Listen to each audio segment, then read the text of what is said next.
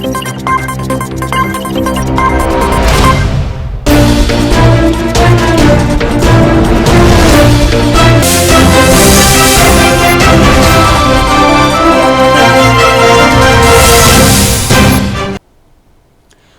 To A1 TV Telugu news. నేను భువన. ఇవాల్టి updates చూద్దాం. చిత్తూరు జిల్లా పుంగనూరులో శ్రీ కృష్ణాష్టమి వేడుకలు అత్యంత వైభవంగా జరిపారు.